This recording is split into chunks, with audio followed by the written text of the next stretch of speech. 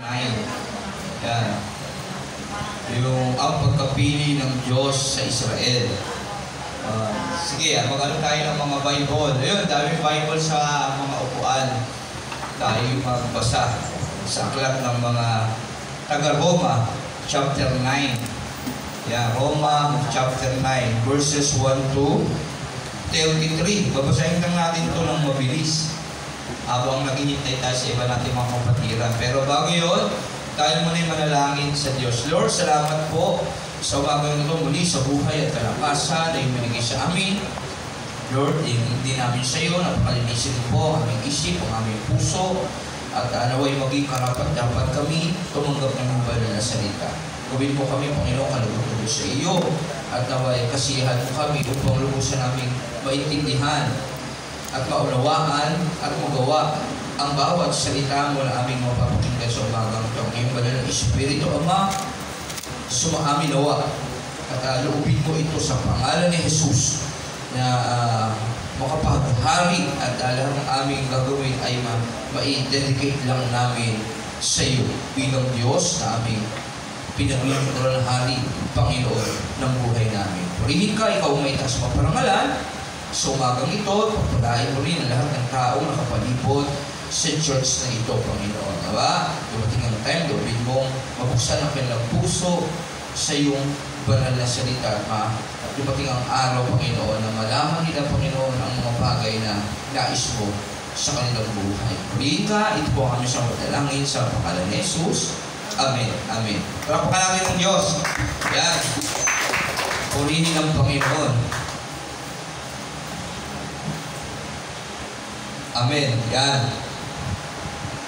Mga taga-Roma chapter 9 verses 1 to 33. Yan. Sabi rito, ang pagkapili ng Diyos sa Israel. Sabi ron, ako'y nagsasabi ng totoo. Si Pablo ang sumulat ito. Yun, binasa na natin yung panimula nito nung una. Kaya si Pablo ang sumulat ng aklat ng mga taga-Roma.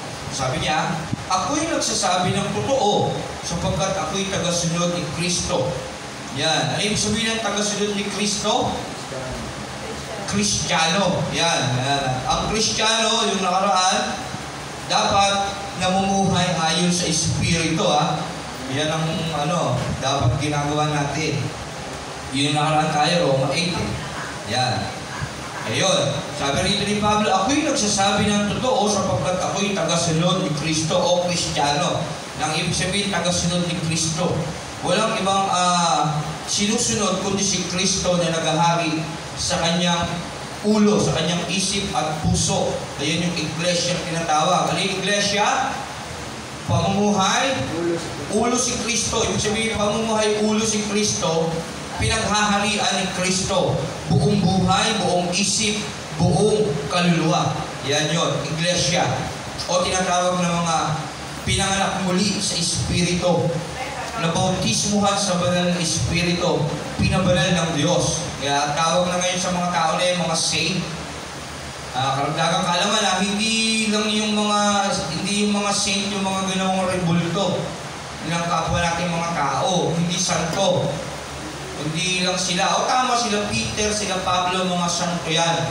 Kasi sila yung mga nabuhay na talagang ginawang ulo si Kristo. Tayo rin naman, ang mga kumikilala kay Kristo ay tinatawag ng mga saint. Kaya tayo yung mga pinabanal na tinatawag. Kaya pag may nagtatanong, tama, mga santo sila kasi sila yung mga nabuhay na tagasunod ni Kristo ng panahon, nabuhay bilang iglesia. Kasi tayo iglesia. Kaya nabuhay sila bilang namumula sa kanila at tagahari si Kristo. Tawag sa kanila santo. Pero hindi yung gagawa ka ng rebulto kasi yun yung santo na pagkakalon ng tao Kapag namatay ka at mabuti ka sa paningin nila, gagawa ka ng rebulto, tawag doon santo. Tao kahit buhay, pwede tayong tawagin saint, pero hindi para ipagmalaki. Kasi ang Diyos, ang nawatawag sa atin yan, pinabanal tayo ng Diyos. Okay? Kaya, dapat sa sarili natin, hawak natin yan para maiwasan din natin ang pagkakasala sa totoo lang. Natin yan, inspirasyon, nga pala, pinabanal na ako ng Diyos, saint na pala ako. Pero hindi para ipagmalaki, oy, ano ako, saint ako, hindi ganon, hindi ganon. Sa isip at puso mo, laban sa pakanan ng kaaway, dapat pinaninindigan mo yun. Ikaw ay Kristiyano na sumusunod kay Kristo. Pinabanal ka na. Ayan, ang tinatawag na saint. Ayan. Ako'y nagsasabi ng ito sapagkat ako'y tagasunod ni Kristo. Hindi ako nagsisinungaling. Ang aking budhi sa pagbuhay ng Espiritu Santo ay nagpapatunay na nagsasabi ako ng totoo. Yan. Matindi ang aking kalungkutan at di mapawi ang pagdaramdam ng aking puso. Nalulungkot si Pablo sa talata na ito dahil sa mga kalahi kong Hudyo, dahil sa mga Israelita ng mga kalahi niyang Hudyo. Mas mamatamisin ko pang ako'y sumpain at mawalay kay Kristo kung ito'y sa ikabubuti nila. Kaya sila yung mga Israelita, ito yung dahilan kung bakit siya nalulungkot sa kanyang mga kababayan. Kasi kababayan niya mga Hudyo. Ito yung dahilan bakit siya nalulungkot. Kasi sabi na dahil matindi ang aking kalungkutan sa to, angat lang muna ulit tayo, at di mapawi ang pagdaramdam ng aking puso. Nalulungkot siya sa kanyang puso, sa kanyang kalooban. Bakit? Bakit anong dahilan? Sabi siya, dahil sa mga kababayan kong Hudyo. Dahil sa mga kapwa niya Hudyo. Sabi niya, mas mamatabisin ko pang ako'y sumpahin at mawalay kay Kristo kung ito'y sa ikabubuti nila. Sabi, kahit na siya ay mapahamak, basta sa ikabubuti ng kanyang kababayan, ganun yung pagmamahal ni Pablo sa kapwa niya, kapatiran, kababayan. Mas gusto niya pang siya na nilang mahirapan.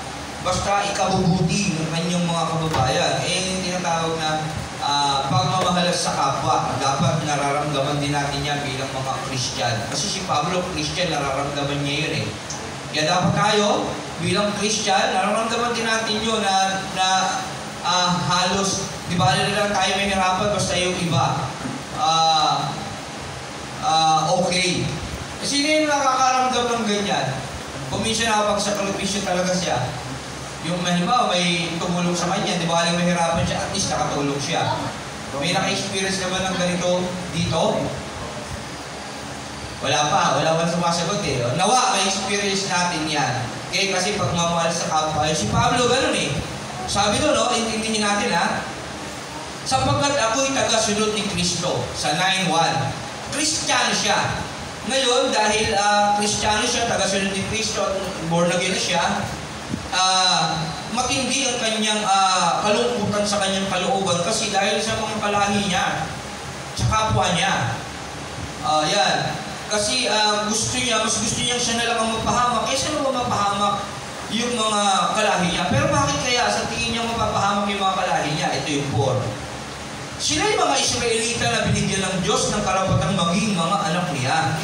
Ipinakita rin niya sa kanila ang kanyang kaluwalhatian. Sa kanila nakipagtipan ang Diyos. Sa kanila rin ibinigay ang kautusan, ang tunay na pagsamba, at ang kanyang mga pangako. Ibig sabihin, yung mga Israelita na kababayan niya na yun, sa kanila unang nakipagtipan ng Diyos. Kinausap sila ng Diyos. At ibinigay ang mga pangako, nangako sa kanila ang Diyos. Sa kanila rin, sa 5, nagmula ang mga patriarka. Ano ba ibig sabihin ng patriarka? Hindi ko na-search eh.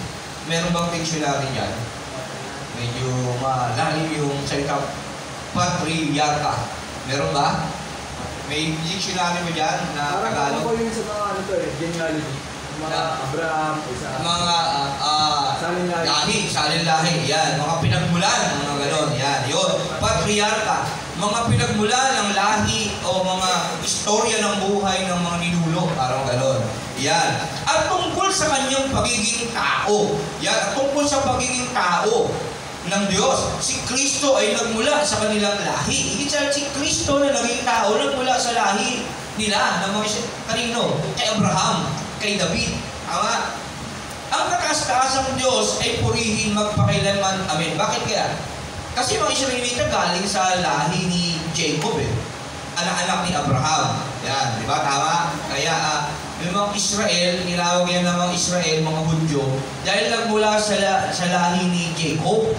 At si Jacob naman nagmula kay Abraham na pinangakuan ng Diyos na sa iyo magmumula ang sindami ng bituin sa langit ng mga bansa. Yan, ng mga lahi. Yan.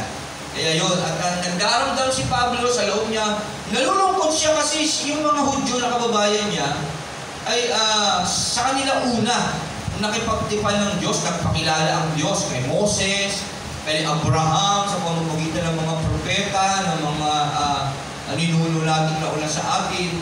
Nilulungkot siya kasi sa kanya, nakikita niya na mapapahamak. Kaya sabi niya, di bali na lang ako ang mapahamak, basta sila na lang ang maging mabuti, sabi ni Pablo. 6, saan ba tayo? 5, sa kanila rin nagmula ang mga patriarka at tungkol sa kanyang pagiging tao. Si Kristo ang nagmula sa kanilang lahi, ang kataas-taasang Diyos. Iprenopisiya si Jesus panahon nila ng Old Testament. Ang kataas-taasang Diyos ay purihin magpakailanman. Amen. Yan, si Kristo ay nagmula sa kanilang lahi. Ang kataas-taasang Diyos, Kristo, ay purihin magpakailanman. Amen. Hindi nangangahulugang nawalan na ng kabuluhan ang salita ng Diyos, sapagkat hindi lahat ng mga Israelita ay kabilang sa bayang pinili niya. Hindi lahat ng mga Israelita ay kabilang sa bayang pinili nila. Ano ibig sabihin nun? At pag sinabi yung Israelita, ano ibig sabihin nun? Galing sa lahi ni Abraham. Ay bakit? Hindi lahat kabilang sa bayan ay pinili nila. At hindi rin naman ibinilang na anak ni Abraham ang lahat ng nagmula sa kanya. Ganito ang sabi ng Diyos, ang magmumula lamang kay Isaac ang ibibilang na lahi mo. So, ibig sabihin, kasi ilan ba yung naging anak ni Abraham? Dalawa. Sino isa? Yung una, sino? Si Ismael, na anak niya kay Hagar, tama? Sa alipin. Tapos Isaac, na anak niya kay Sarah, na baog, na matanda na, kaya imposible. So, madaling salita, si Isaac ay galing sa kapangyarihan ng Diyos, sa pag-ibig ng Diyos kay Abraham, sa pangako ng Diyos kay Abraham. Kaya, ang tunay na Israelita yung galing sa lahi ni Isaac. Hindi lahat ng galing kay Abraham ay tinatawag na mga Israelita. Sabi rito. Ulitin lang natin Hindi nangangahulugang nawalan ng kabuluhan sa 6, salita ng Diyos, sapagkat hindi lahat ng Israelita ay kabilang sa bayang pinili niya. Kasi pag sinabi mong Israelita, unang iintindihan mo galing kay Abraham. Pero sabi rito, hindi lahat ay pinili. Kaya bayan niya na Israelita. At hindi rin namang binibilang na anak ni Abraham ang lahat na nagmula sa kanya. Ganito ang sinasabi ng ang nagmula lamang kay Isaac ang ibinilang na lahi mo. Ibig sabihin, kay Isaac, yun yung mga Israelita. Kaya nga, hindi lahat anak ni Abraham ay ibinilang na anak. Hindi lahat ng anak ni Abraham ay ibinilang na anak ng Diyos. Kundi yun lamang mga ayon sa pangako ng Diyos. Yun yung kay Isaac, kasi Isaac yung pinangako ng Diyos sa kanila. Sapagkat ganito ang pangako, babalik ako sa isang taon sa ganito ring panahon at magkakaanak ng isang lalaki, si Sarah. Pamilyar sa inyo yung istorya? Malamang nabasa nyo na yan at pamilyar. Yan. Tandaan natin yan Hindi lahat ng kay Abraham ay galing Israelita tawagin, mga Hudyo. At hindi lamang iyon, kahit na iisa lamang ang ama ng dalawang anak ni Rebecca, na walang iba kundi ang ating ninunong si Isaac. 11:12, ipinakilala ng Diyos na ang kanyang pagpili ay ayon sa sarili lang layunin at hindi batay sa gawa ng tao. Kaya bago pa kasi kapag noon, yung panganay talaga ang pinagpapaala ng panahon. Pero sa pagkakataong ito, hindi ganoon. Kaya bago pa ipanganak ang mga bata at bago pa sila makagawa ng anumang mabuti o masama, sinabi na ng Diyos kay Rebecca, maglilingkod ang mas matanda sa bata niya, kapatid yun si Jacob at Esau. Kaya dati kasi mga panganay ang pinapasukasan, ang may karapatan, pero hindi ganoon ang nangyari. Dahil Diyos, hindi ang batas ng tao ang masusunod, kundi ang Diyos. Kaya kung anong gusto ng Diyos, dapat yun ang matupad. At kaya sinabi niya yun, na darating ang araw, maglilingkod ang mas maganda sa bata. Kaya si Jacob ang napasubasan ni Isaac. Diba? Dinaya niya nga. Pero kalooban yun ng Diyos. Kasi yun ang sinabi ng Diyos na mangyayari. Kaya si Jacob ang naging bayang Israel. Kaya yung Israel nagmula sa pangalan ni Jacob yun. Okay? Sinabi na ng Diyos kay Rebecca, maglilingkod ang mas matanda sa bata niyang kapatid. Pamilyar na sa inyo ito, ilang ulit na itong tinapik Pastor Eddie, di ba? Kaya alam niyo na ito. Ayon sa mga nasusulat, minahal ko si Jacob at kinabutan ko si Esau. Ayan. Ano ba yung mga katangian ni Esau na bakit gano'n na hindi naging positibo?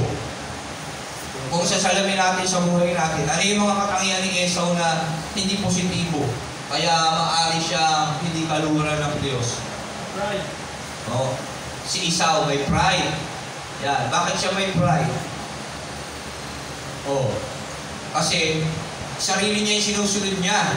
Ayaw niyang pahalagahan ang isang bagay na importante. Kasi tandaan niya na hindi lang yung pagiging mapagmataas yung pride, kundi pagiging mahiyain, pride yan. Pagiging matatakutin, pride yan. Mahina ang loob, pride yan. Hindi lang yung mayabang, hindi lang yung mapagmataas, pride, hindi lang gano'n ang pride. Kaya napakahalaga malaman natin yan. Si Esau, hindi niya pinahalagahan yung pagiging panganay niya. Wala sa kanya, halaga. Ang mahalaga sa kanya yung gusto niya, yung pagkain lang, mabusog lang siya, masaya na siya. Yung ganito lang, simple lang, yung siya yung nasusunod. Tandaan natin yung kasi yung definition ng kasalanan. Yung gusto mo, yung nasusunod. Kasi ang tao hindi dapat nabubuhay sa mundo nang sinusunod niya yung sarili niya. Hindi ganon, hindi dapat tayo ganon. Ang tao dapat nabubuhay na mayroong sinusunod ang Diyos. Kaya yun ang ibig sabihin nun. Kaya ingat tayo, tama din yung pride kasi si Esau, pride din yun yung hindi ka magpahalaga. Kasi pinahalaga mo yung sarili mo kaya wala ka ng pagpapahalaga sa iba. Pride ang tawag doon. Yan. Ibig sabihin, hindi mahalaga sa kanya yung Diyos. Yung katungkulan na ibinibigay sa kanya dapat, hindi mahalaga sa kanya yun. Napagamat nakatakda naman talaga na hindi siya ang pagpala.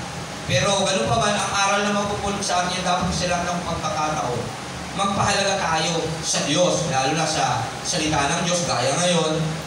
Pahalaga tayo, dapat na-excited tayo makinig ng Word of God. Pinapahalagahan natin ito, malayo pa, dapat nami-miss mo na yung kapatiran. Kagaya ni Pablo, mahal niya yung mga kababayan niya Tama, sabi niya, kahit na, dapat siya na lang ang mapahamak o na lang sila Dapat may desirement tayong ganon. Meron tayong nararamdamang ganon kagaya ng niya. Kasi bilang Kristiyano bilang tagasunod ni Kristo, sabi doon, Christian siya tayo Christian din Dapat meron tayong feelings na ganon, kagaya kay Pablo. Amen po ba? Amen. Yan dapat. Salamat sa Panginoon kung nagawa man natin ito sa hindi, meron salamat kasi pinaalala at pwede natin magsimula uli ng panibagong hakbang na pwede natin gawin para sundin ang Diyos. Amen? Ayon ba sa nasusunod, minahal ko si Jacob, 30 naman yun, 30 na tayo, no? At kinakuputan ko si Esau, kasi ngayon hindi niya pinapahalagahan yung pagiging panganay niya na napakahalaga si Jacob, mahalaga sa kanya yun. Yan, napakahalaga sa kanya yun. Masasabi ba natin hindi makatarungan ang Diyos dahil dito hindi? Yan. Ito, tandaan natin, sapagkat ganito ang sabi niya kay Moises, mahabag ako sa nais kong kahabagan at maawa ako sa nais kong kaawaan. Ganyan ang Diyos. Maliban ang Diyos ay mabait, mapagmahal, at talagang lahat ng mabubuting katangian ay nasa Diyos. Tandaan natin, dapat tayo matakot sa Diyos. Kaya magkaroon tayo ng banal na pagkatakot sa Diyos. Bakit? Nahabag siya sa gusto niyang kahabagan. At maawa siya sa nais niyang kaawaan. Kaya wala tayong dapat husgahan. Kasi hindi natin alam kung kaawaan ng Diyos ang isang tao o hindi. O kung magagalit siya sa isang tao, kung gusto niyang magalit, pwede yun. Kasi siya naman ang manlilikha.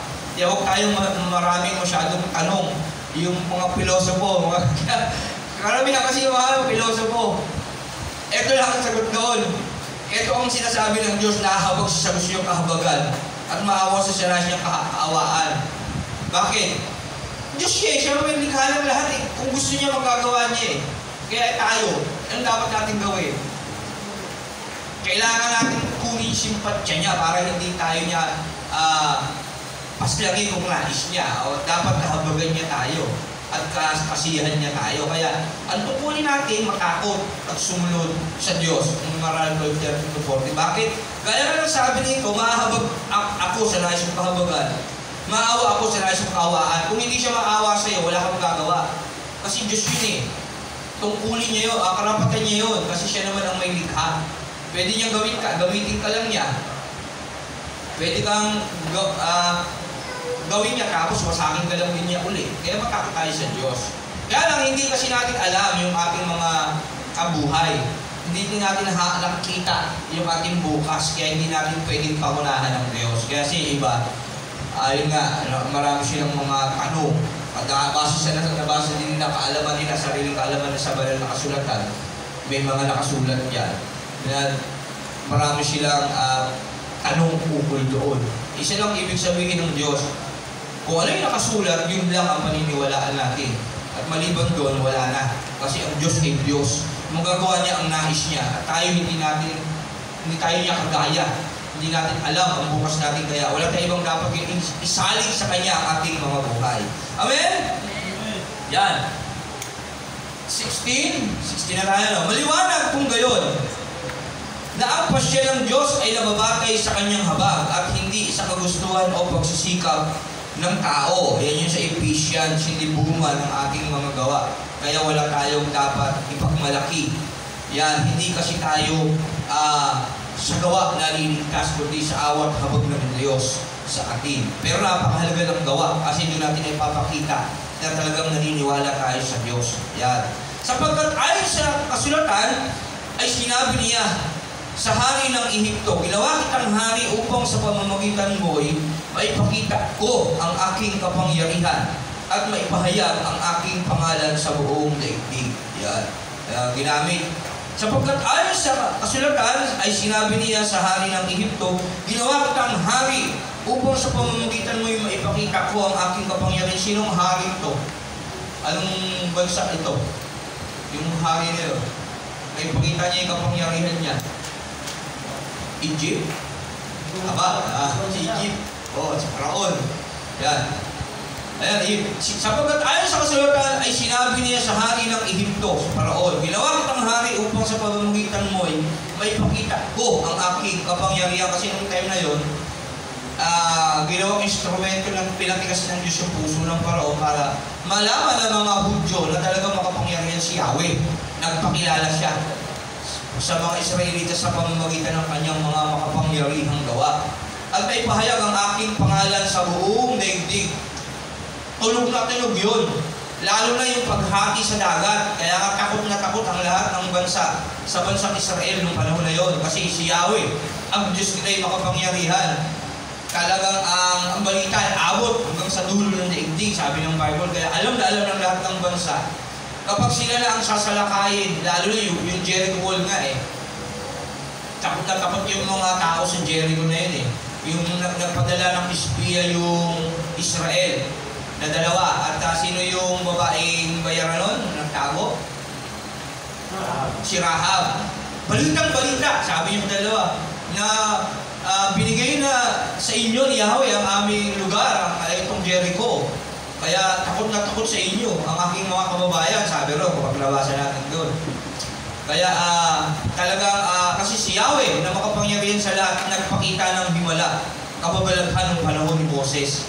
Kasama niya yung paghati ng dagat. Kaya nga dapat yung pinaikwento natin sa ating mga salin-lahi. Utos yun ang panahon eh.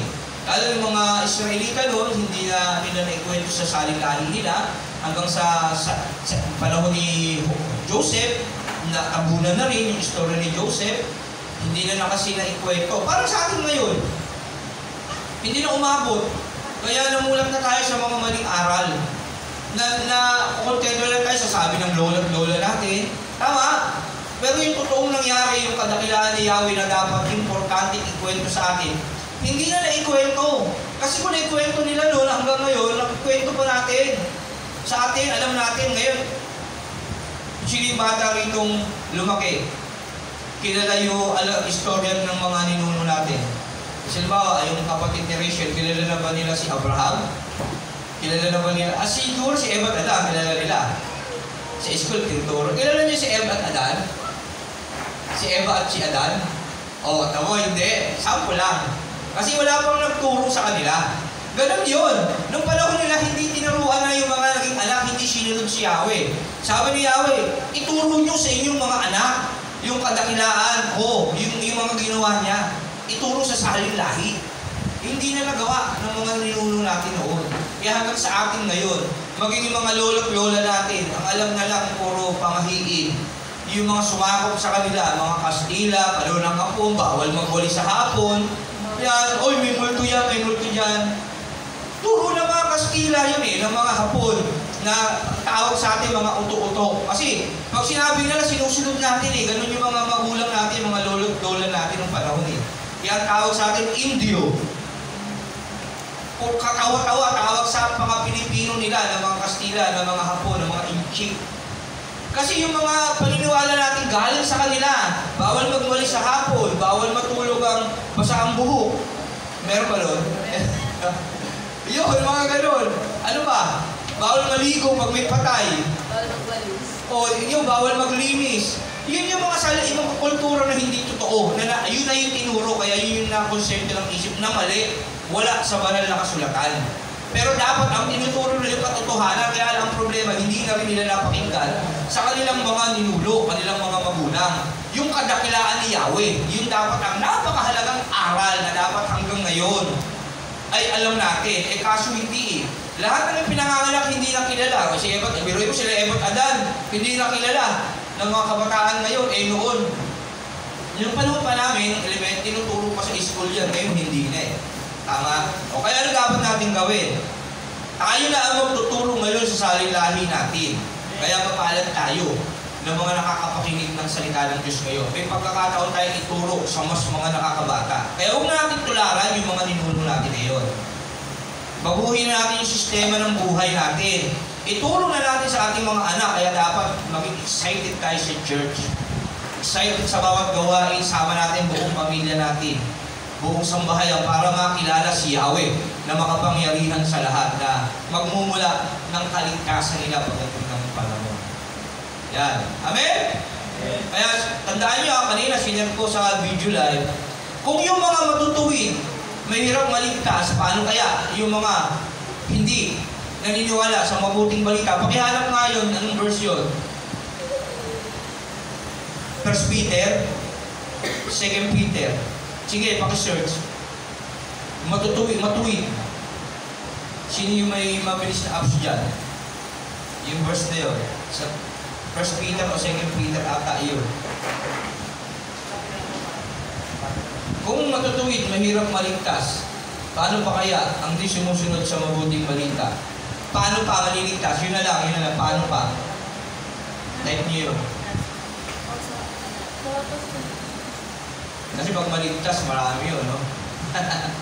Wala. 1 Peter chapter 4. O sige, pakibasa. 1 Peter chapter 4.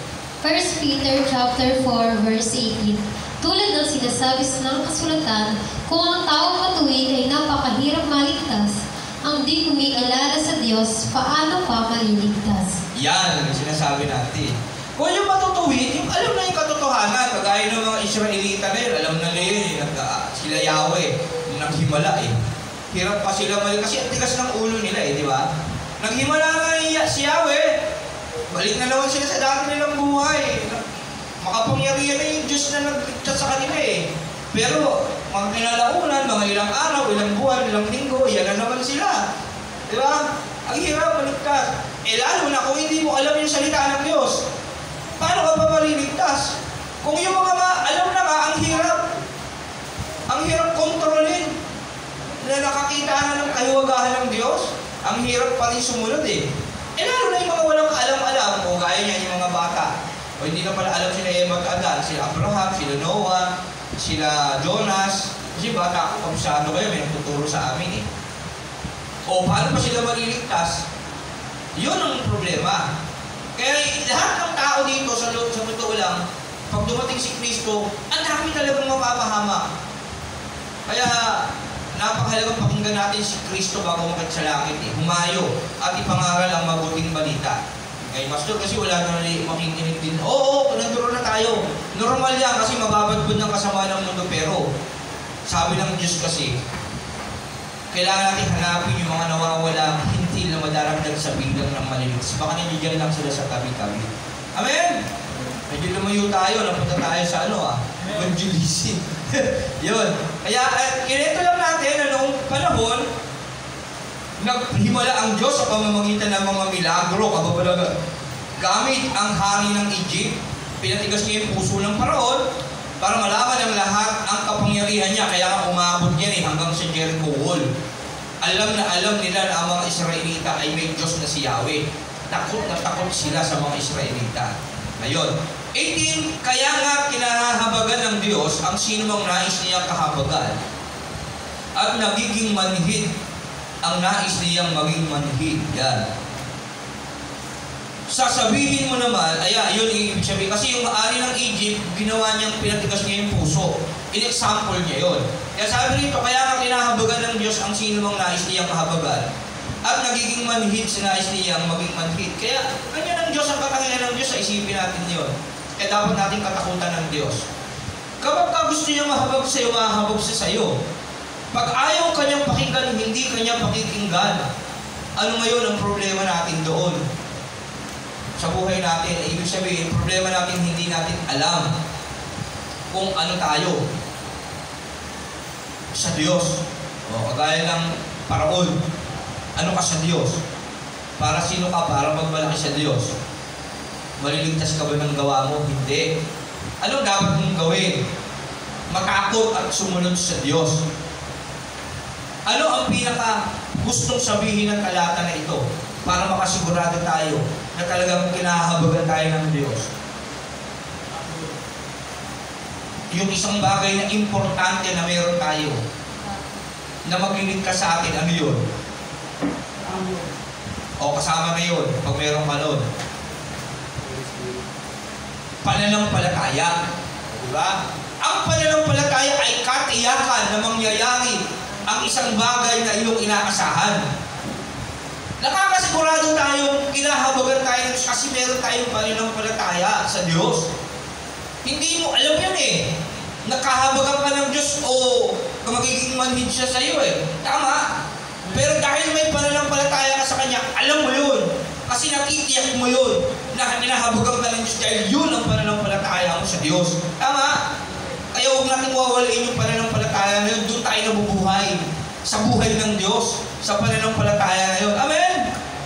Kasi kagaya ng hari ng Egypt, Paraon, alam niya ba yun na ginagamit lang siya para patigasin yung puso niya, para makipakita yung kapangyarihan ni Yahweh sa mga kababayan, sa mga Israelita? Hindi. Kasi iba naman Diyos niya Di ba? Tayo rin ganoon. Hindi natin alam kung kinahabagan tayo pero dahil sa pananampalataya natin sa Diyos, nalalaman natin na kinahabagan tayo at pinaniniwalaan natin yan at siguradong mangyayari yun. Amen? Kaya purihin ang Diyos dahil nagbigay siya ng kanyang salita na pagmumula ng ating pananampalataya. Gaya niya, binabasa natin yung kwento. Dahil dyan sa narinig natin, magkakaroon tayo ng pananampalataya kasi Roma 10:17, ang pananampalataya ay bunga sa pakikinig ng salita ng Diyos. At ang pakikinig naman ay bunga sa pangangaral patungkol kay Kristo. Amen? Kaya ang napakahalaga ng John 3:16 yung pananampalataya kay Kristo. Yan, yung matibay natin pinaninindigan. Kaya nakakatiyak tayong ligtas tayo pagdating ng panahon kasi nananampalataya tayo kay Kristo. Hindi na natin iniisip na kagaya ng Paraon, baka pinatitigas ako ng puso baka ginagamit lang ako para, di ba? Hindi na natin iniisip yun. Bakit? Hindi. Pinili. Tingin mo sa sarili mo, safe. Tinanggap mo na si Kristo Kaya, ligtas ka na. Amen? At kung hindi ganun yung paniniwala mo, medyo kabahan ka ng konti. Baka gaya ka ng Paraon. Amen? Kaya ganun yan. Kaya purihin lang Diyos. Palamahan natin ang Diyos. Yan. Salamat sa Panginoon kasi may pananampalataya. Okay, salamat sa Panginoon. Sapagkat ayon sa kasulatan ay sinabi niya sa hari ng Egypto, 17, ginawa kitang hari upang sa pamamagitan mo'y maipakita ko ang aking kapangyarihan at may pahayag ang aking pangalan sa buong daigdig. Yan. Kaya nga, kinahabagan ng Diyos ang sino mang nais niyang kahabagan.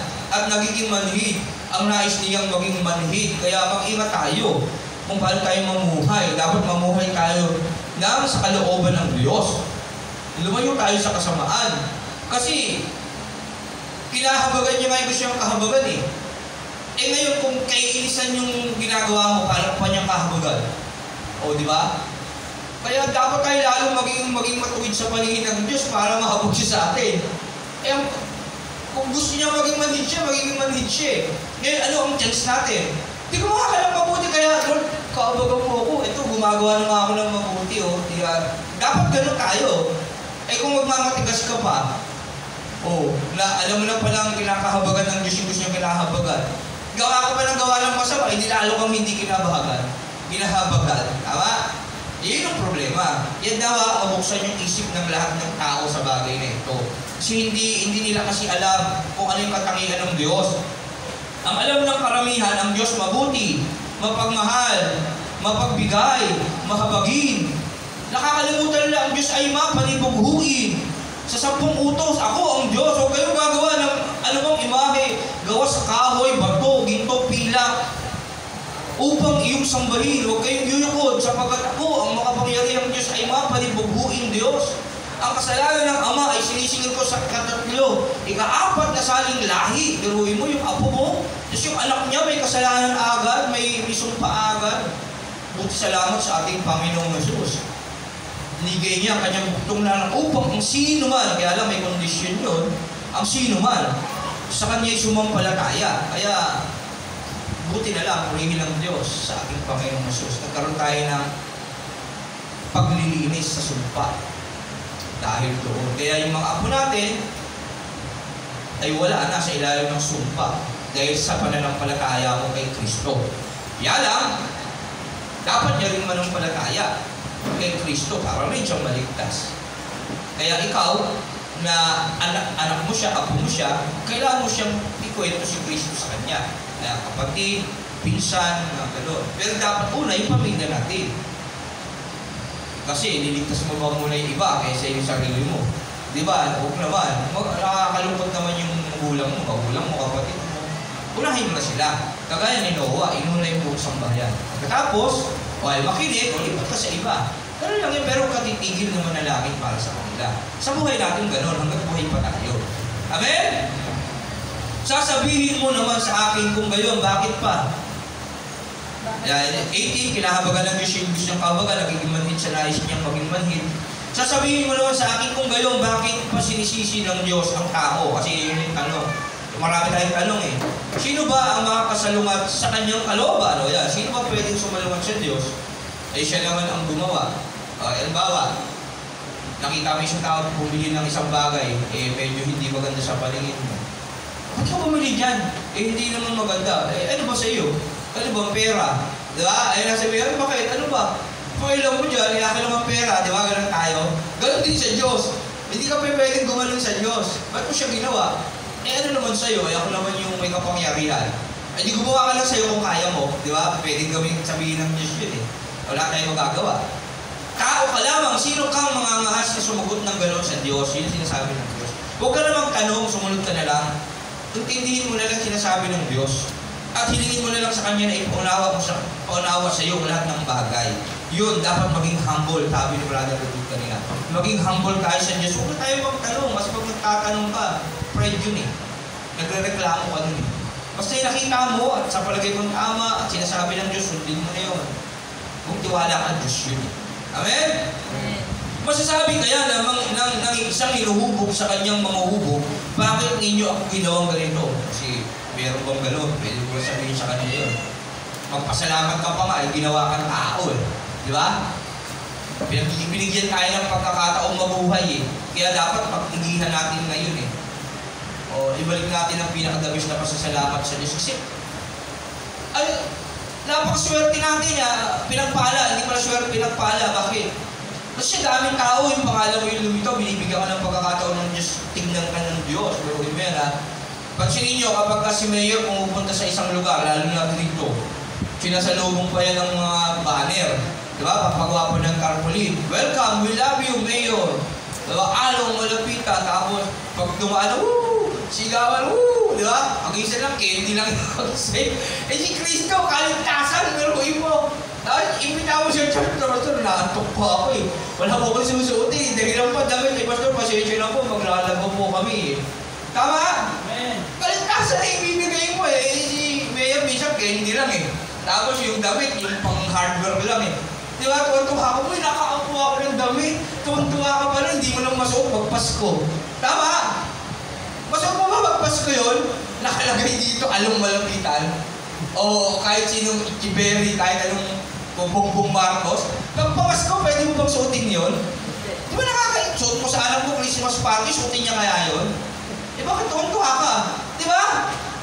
Iyon yung bagay na hindi natin naiisip. Tapos pag in-invite ka ng Diyos, gumamit ng tao para sa iyo, si brother, tinataguan mo pa eh. Ay, si brother, sabihin mo na, wala ako dito ah. Wala ako. Wala daw po si nanay eh. Wala daw po eh. Di ba? Ganun tayo, sa totoo lang. Ganun tayo mga tao. Kaya hindi natin pwede sabihin sa Diyos, bakit mo ako ginawa? Eh gusto ng Diyos gawin ka eh. Dapat magpasalamat ka. Kasi binigyan ka niya ng pagkakataong paglingkuran ang hari ng mga hari, Panginoon ng mga Panginoon. Amen? Di ba, kung darating si Mayor, welcome, Mayor, we love you. Kahit di ka kilala. Matingnan ka lang, tinignan ako ni Mayor, tuwan-tuwa ka na. No? Hindi ka kilala nun eh, napatingin lang eh. Di ba? Kasi bigyan ka candy, uy, candy. Tuwan-tuwa ka ng bago ng kaligayahan natin eh. Bigyan ka ng damit, pang hardware, ulitin ko lang. Maksud mo ba yung pagpamasko? Hindi eh. Gaya nga sabihin, ulitin ko lang, pasuot mo sa anak mo, Christmas party, suotin niya ba yun? Di ba hindi? Kaya, ibigay natin sa Diyos ang pinaka-the best. Buksan natin ang ating spiritual na kaisipan. Maging excited tayo sa panawagan ng Diyos. Di ba? Huwag natin pagpalit yung Diyos sa mga walang kabulong bagay. Kahit sa yaman, kaya nga si Pablo, sabi niya, dito sa Romans 9:1, di ba? Habag na habag siya sa mga kababayan niya kasi nga, di ba na lang siyang mapahamak, siya na yung mapuntang impyerno o yung kababayan. Ganun yung kamahal yung kapwa niya. Dapat ganun natin asamin ang salita ng Diyos para maranasan natin yung feeling ni Pablo. Kasi feeling ni Pablo, bakit niya feeling yung ganun? Ano ba siya?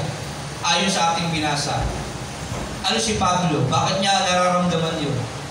Ano siya? Sa tayo natapos, 20. Balikan natin. Ano ba si Pablo? Bakit feeling niya yun? Ayon sa ating binasa. Siya ay Kristiyano, tagasunod ni Kristo. Ulitin, ako yung nagsasabi ng ito sapagkat ako'y tagasunod ni Kristo. Di ba yung Kristiyano, tagasunod ni Kristo? Christian siya, kaya siya ganun yung nararamdaman niya. Ganun yung kaisipan niya. Nahabag siya sa kanyang mga kababayan na dapat, di balik siya na lang yung mapahamak. Kasi yun yung isip ng Kristiyano. Kaya dapat ganun din tayo. Kasi Christian tayo eh. Kagaya ni Pablo, dapat may ganun tayong kaisipan. Kaya paano natin makukuha yung ganung kaisipan? Dapat excited tayo sa salita ng Diyos para mapasa atin yung kaunawaan na dapat natin taglayin kagaya ni Pablo. Amen? Bakit? Kasi nga yung Diyos nahahabag yun sa gusto niyang kahabagan. Pag excited ka, nakikita niya sa'yo, kahabagan ka niya. Uy, ang sipag ng bata na to ah. Kahit hindi niya alam na ginawa ko siya para palamuti lang sa mundong ito ah. O, di ba?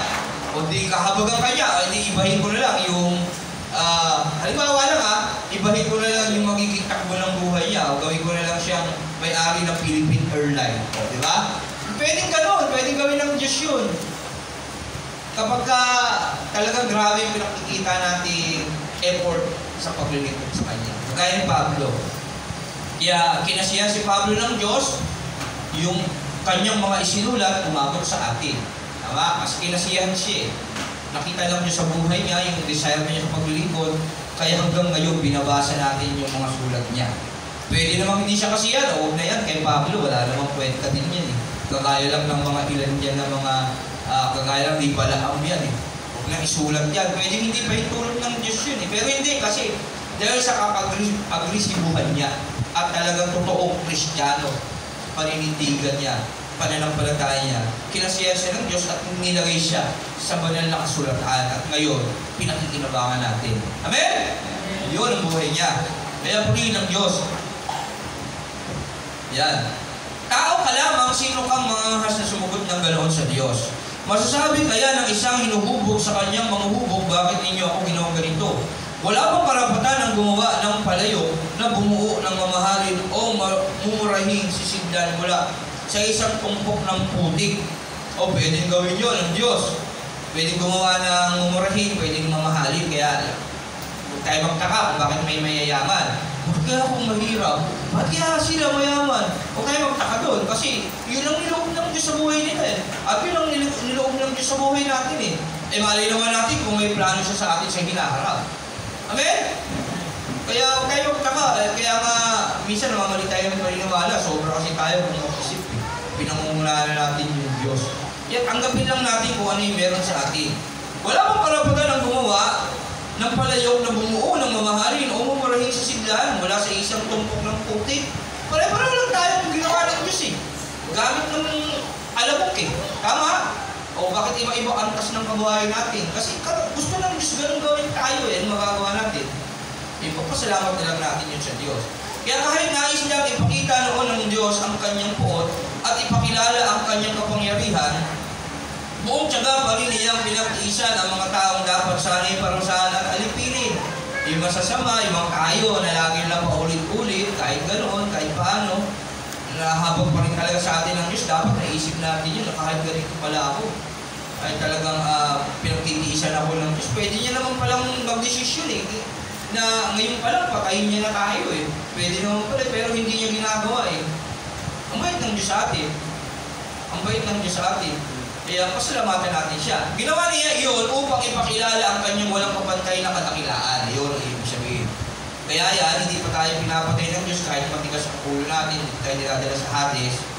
Ayan, kasi gusto niya ipakilala ang kanyang walang kapantay na kadakilaan sa mga taong kanyang kinahabagan. Ngayon, ang tanong, ikaw ba ay kasama sa kinahabagan ng Diyos? O huwag kang mapagod, huwag kang matisod, huwag kang matakot, huwag kang mamamba. Yan, dahil yan sa pananampalataya mo. Na noong una pa, inihanda na niya para sa kaluwalhatian. Ayan, ikaw ba naniniwala na kasama ka pagdating ng panahon sa kaluwalhatian ng Diyos? Naniniwala ba kayo? Panindigan yan. Hawakan natin yung paniniwala natin na yan kasi kasama tayo doon. Tayo ang mga taong iyon. Yan. Pinerify na ni Pablo na tinawag niya hindi lamang mula sa mga Hudyo, subalit mula rin sa mga Hintil. Ganito ang sinasabi niya sa aklat ni Oseas, ang dating hindi ko kababayan ay tatawaging bayan ko at ang dating hindi ko mahal ay tatawaging mahal ko. At sa mga sinabihang kayo'y hindi ko bayan, sila ay tatawaging mga anak ng Diyos na buhay. Kaya tayo, hindi ka tayo Israelita eh. Hindi na tayo eh. Ito naman ang pinahayag ni Isaias tungkol sa Israel. Kahit na maging kasing dami ng buhangin sa dagat ang bilang ng mga anak ni Israel, kaunti lamang sa kanila ang maliligtas. Sabihin, sa lahi ni Jacob, kaunti lang ang maliligtas. Sapagkat mahigpit at mabilis na hatulan ng Panginoon ang daigdig. Mga karaan, ang tunay na Hudyo ay mga nagbago sa puso't isip ng Diyos. Tama? Yung sinabi doon, nakaraang pag-aaral natin sa Romans din, sa baba. Sapagkat mahigpit na mabilis na hatulan ng Panginoon ang daigdig.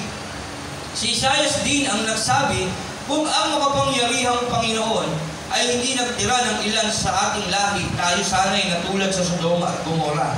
Anong ngayon ang masasabi natin? Ang mga Hintil na hindi nagsikap na maging kalugod-lugod sa Diyos ay pinawalang sala niya sa pamamagitan ng pananampalataya. Ngunit ang Israel naman na nagsikap na maging kalugod-lugod sa Diyos sa pamamagitan ng kautusan ay nabigo. Kasi wala namang kasi pwede magligtas gamit sarili niya eh. Nung kasi ginagawa nila yung mabuti sa pagsunod lang sa kautusan eh. Bakit? Dahil sinikap nilang kalugdan sila ng Diyos sa pamamagitan ng mga gawa at hindi sa pamamagitan ng pananampalataya sa Kanya. Nakisod sila sa batong katitisuran. Tulad niyang nasusulat, tingnan ninyo. Naglalagay ako sa Sion ng batong katitisuran, isang malaking bato, na kanilang kadadapaan, ngunit ang sumasampalataya sa batong ito ay di mabibigo. Si Jesus kasi yun. Kasi nung dumating si Jesus, sa totoo lang, hindi siya pinaniwalaan. Kaya nga sabi niyang dyan, itinakul nga siya ng sarili niyang kababayan. Kaya yung mga Hudyo, hindi sila maiiligtas kasi ng sarili nilang pagsunod sa kautusan. Hindi kasi nila alam na si Kristo yung magliligtas sa kanila na hindi nila pinaniniwalaan. Kaya sabi dito, tayong mga hintil, mas mabuti pa. Pinagpala pa tayo kung tutuusin eh.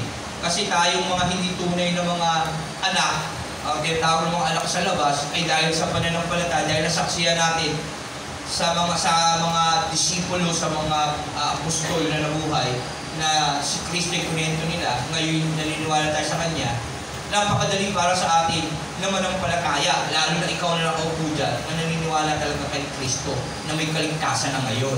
Yan, hanggang ngayon, marami mga Hudyo pa rin na hindi naniniwala kay Kristo. Yan, kaya ang sabi rito, hindi lahat, sabi ro, nasa na ba yun?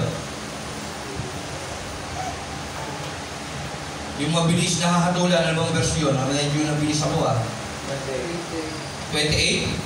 Yan, sapagkat may mahigpit na mabilis na hahatulan ng Panginoon ng daigdig.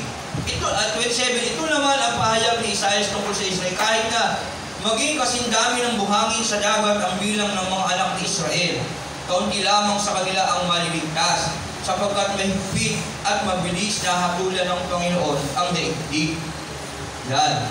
Ngayon, ano ba dahilan ng pagkakaligtas ng tao?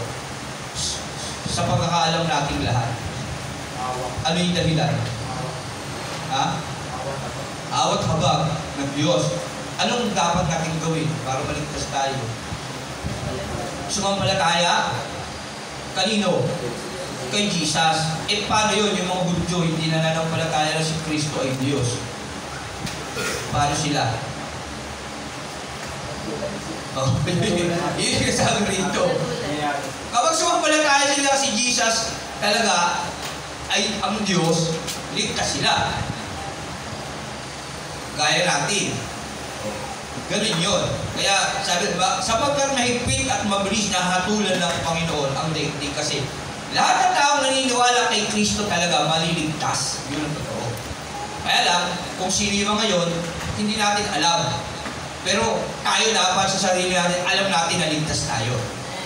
Ang mahalaga, tayo. Kaya nga, kung ayaw halimbawa, ginawa mo ng lahat, ayaw ng pamilya mo, ayaw ng, at least ikaw iligtas mo sarili mo. Masakit man, pero yun talaga ang kailangan natin gawin, kaysa naman lahat tayo. Sama-sama sa impyerno. Kaya iligtas mo lang sarili mo. Kaya manatili ka na laging nananampalataya kay Jesus at sumusunod sa kalooban ng Diyos. Yun, kaya napakahalaga niyan. Pero ganoon pa man sa mga ibang bahagi ng kasulatan patungkol sa Israelita, sa darating may mga propesya pa dyan sa darating ng panahon, meron pa talaga silang bibigyan kasi mga anak talaga sila ng Diyos. At nabanggit niya yung mga nakaraang pag-aaral. Pero ganoon pa man, sa talatang ito, dito lang tayo muna nag-aaral. At ang sabi dito, ayan, sa 27, ito naman ang pinahayag ni Isaias tungkol sa Israel, kahit na maging kasing dami ng buhangin sa dagat ang bilang ng mga anak ni Israel, kaunti lamang sa kanila ang maliligtas. Kasi maraming anak si Israel si Jacob diba? Dami. Lahi. Ilang tribes ba yun?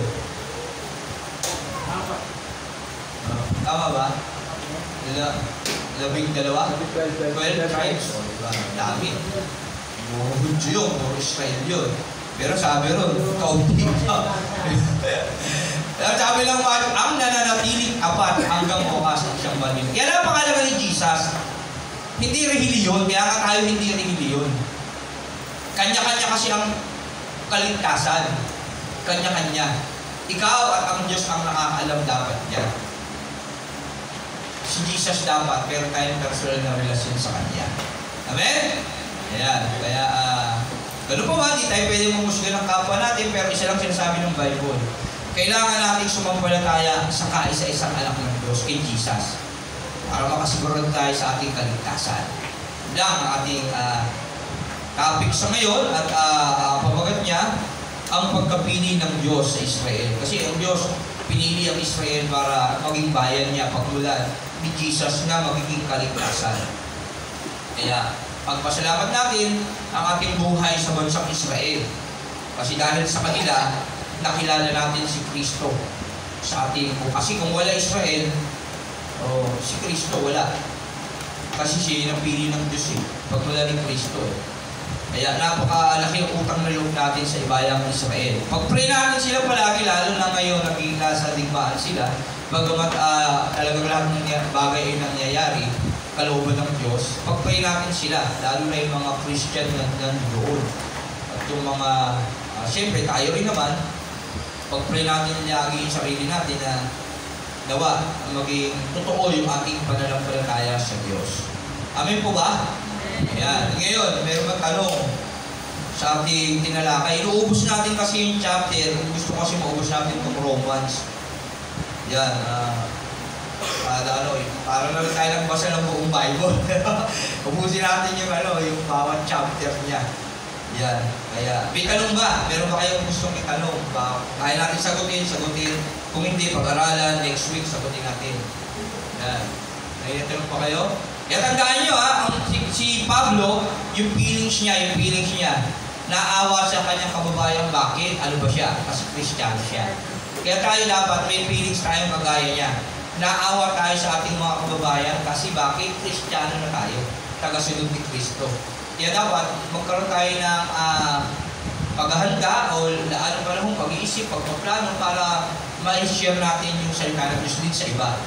Pagpapakita ng ating pagmamahal sa kanila at kaawaan din, kagaya ng feelings ni Pablo na nararamdaman. Kasi gusto niya, halos siya na lang yung mapahamak, huwag lang yung mga kababayan niya. Inisip ko tuloy, ang hirap ng gano'n, parang hindi ko kakayanin yun . Pero sabi ng Diyos, sabi ni Pablo, ito ay magagawa ko sa tulong na kaloob sa akin ng aking Panginoong Jesus. Amen? Kaya lagi tayong mananalangin na loobin ng Diyos sa ating buhay na maging malinis ang ating kalooban, ang ating puso. Yan. At gaya ni Pablo, yung kanyang kaisipan, yung kanyang damdamin, ay maranasan din natin upang maging makabuluhang mahigit yung ating buhay dito sa mundo. Amen? Yan. May tanong ba? Wala? Okay. Sige, kung wala na, palakpakan natin ng Panginoon at tayo natin. Yan. Salamat sa Diyos. Lord, salamat sa iyong salita na aming napakinggan. Salamat po rin ka, Panginoon, sa bawat aral na aming natuklasan at nalaman nawa ay ito ay maging epektibo sa aming buhay. Magawa namin ito, Panginoon, at sa karagdagan nawa, patuloy po sa aming paunawa yung mga bagay pa na kulang pa, Panginoon, na alam namin marami pa kaming matutunan at matutuklasan sa iyo, Panginoon. Ganun pa man, Panginoon, kalooban mo palagi ang matupad sa aming buhay na ito, sa aming isip, palagi kang maghari upang masigit ka namin maranasan ang paggabay mo sa amin at ang aming relasyon sa iyo, umigting, Panginoon, at magawa namin itong maibahagi sa iba. Purihin ka, salamat sa mga ninuno namin na wala sa amin, lalo na sa buhay ni Apostol Pablo, Panginoon, naging instrumento para mas lalo ka namin makilala at mga gawain na dapat namin gawin ay magawa namin. Purihin ka, salamat sa pangalan ni Jesus. Amen. Amen. Pagpapakan natin ng Diyos. Purihin ng Diyos. Tayo na